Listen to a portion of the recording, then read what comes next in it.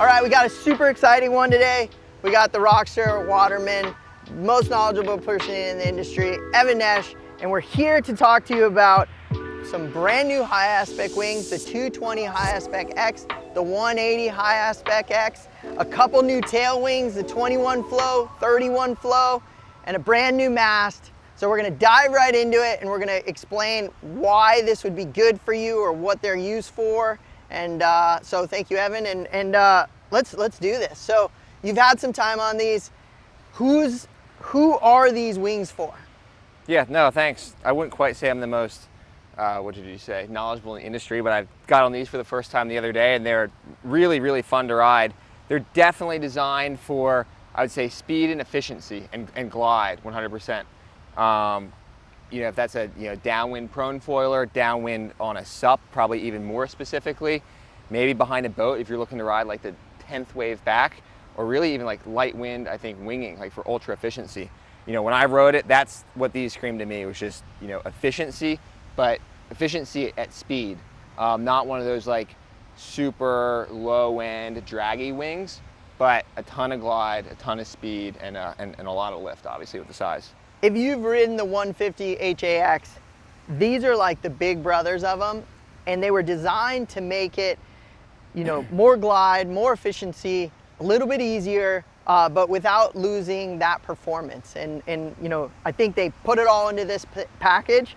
And I put some time on this winging. I put some time on this, on waves. And what I would say is this 220 for somebody that's, I guess I would say a winger that's looking for control, for tacks, jibes, especially this new flow tail is longer, which relates to exactly what Evan said, where this wing matches up with the flow because it's going to be a really drawn out, really stable. So for winging, for instance, this wing will be super forgiving, but it doesn't have necessarily a top end where you just hit a wall. It'll have tons of glide, tons of efficiency. I would say low end, I've tested this in under 10 miles an hour on a wing, and I was on a downwind board, and I was able to ride the 220 and the 180 in under 10. Now, I'm definitely more experienced on a wing, but I would just say that if you're looking for the longest, like, efficiency ride, glide, lots of stability, lots of speed, this is gonna be it. And if you really enjoyed the 150 HAX, I mean, these are gonna go right into your quiver. It's gonna be better for a little bit of a bigger person, somebody a little larger, because it's gonna be same kind of feel, but more glide and more efficiency. Yeah, I mean, I think what you said, like we initially came out with the 110, the 150, which were great for smaller riders or like maybe a little more energy in the water. And I think, I know Matt spent a lot of time riding these and kind of helping Nick develop them. I think really with stand-up paddling, downwinding in mind. So bigger board, more weight, maybe a bigger rider, or maybe conditions that aren't as good, like really kind of light wind or not a whole lot of energy in the water.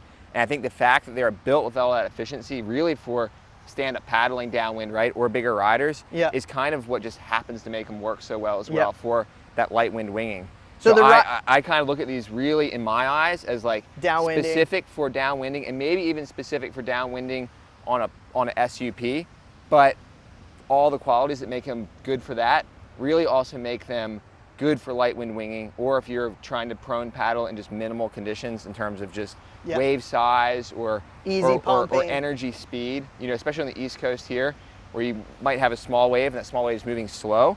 That's where this is nice. Yeah, and just to like package it up, so we have this brand new flow wing, the 31 and a 21, and it's just a longer tail, which gives you more stability. And when you're riding, say, a downwind board or a prone board and you're riding some swell, it's just gonna lock you in more, give you more control. I think too, one other important thing on the tail is like the pump cadence, right? Mm-hmm. We found like a lot of people were liking that carved tail because it has a little more angle of attack. And the carve is shorter. Yeah, it gives you, this is the carve right here, a little shorter, and a lot of people were liking that, but with our 3-inch extension, right? And so I think Nick was thinking, let's make that so you don't need that extension. And while we're at it, let's make it a little higher aspect, a little more efficient, kind of as that tail specific for, again, like efficiency, to pair with the efficiency of this front wing going downwind.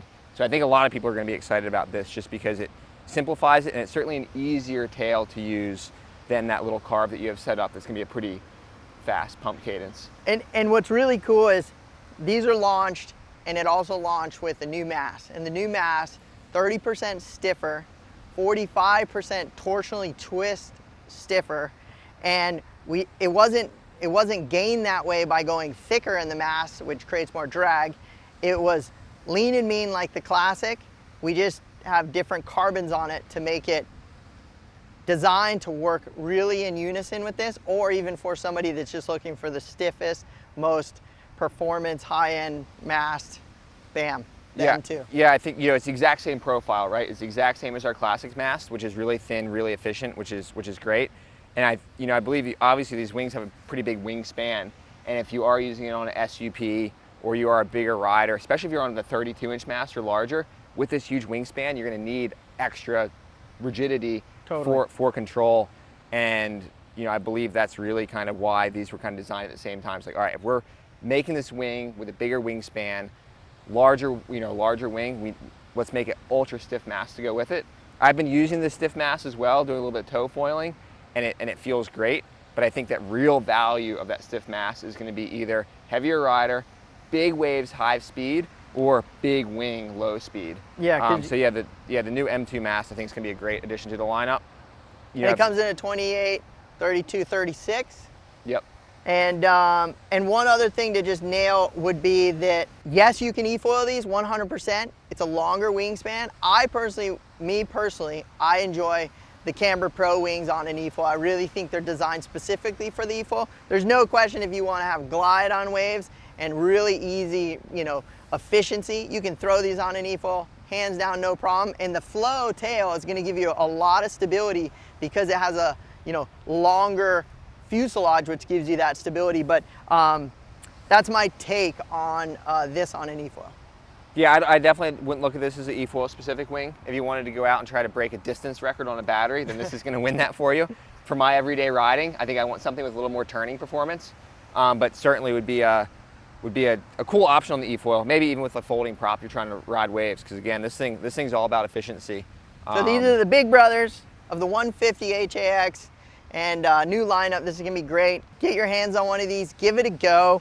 We'd love to hear your feedback. Not to mention, we're excited to launch this. If you want to check out more information on these, check out one of our many partners around the world, or check out everything online for some more stats and details on liftfoils.com. And hopefully we see you out there on the water. You.